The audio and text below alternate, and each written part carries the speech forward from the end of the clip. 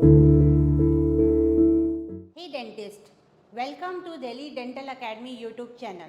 This is my second video of the FPD Prosthos series.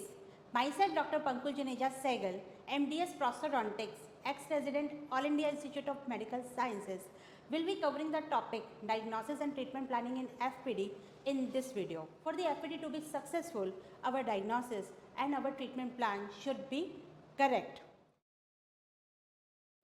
In this condition, there is upper premolar which is supraerupted and lower molar and premolar is tilted. So these conditions should be dealt first prior to our tooth preparation. The treatment required prior to tooth preparation are: first one is your scaling, that is you are taking care of the gingiva. It should start from diagnosis and end at the time of cementation. That is, at the time of cementation, our gingiva should be healthy, and the time of tooth preparation also, we should not touch the gingiva, and we should take care of gingiva at all these steps of our fixed partial denture. Second is your orthodontic treatment. First, ortho treatment should be done in the conditions of supraeruption or if there is tilted tooth. Supraeruption can be corrected with the help of enameloplasty, root canal treatment and crown, and third is your ortho treatment. So we have to judge which option should be opted. Second is your tilted tooth.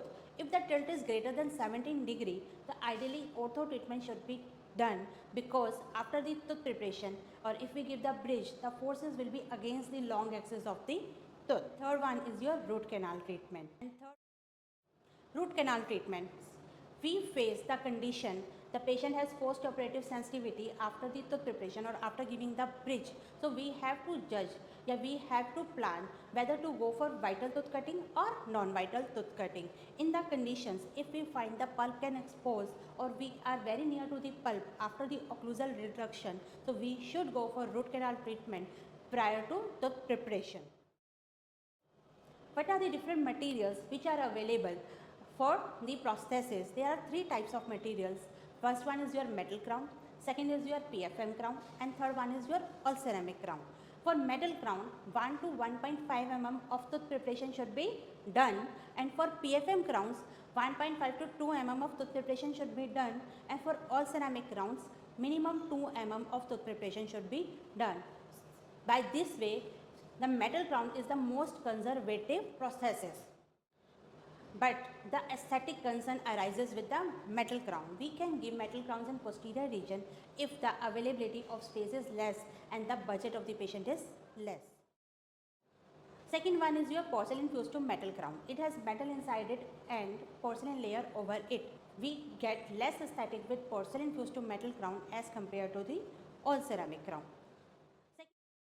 So material of choice will depend on the four things. First one is your expectation of the patient, whether patient wants a crown or the bridge for the aesthetic purpose only or for the mastication. Second one is your budget, and third one is your space available.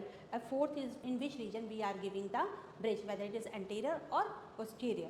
If the main concern of the patient is aesthetic, so we should go for all ceramic crowns rather than metal or PFM crown. The PFM crowns, we see the metal margin under the gingiva, so it offers less aesthetic than the all ceramic crowns. So in the anterior region, we must suggest the patient about the all ceramic crowns before going for the porcelain fused to metal crowns. The last is this condition requires complete full mouth rehabilitation, so it will be covered in our coming series. Thank you.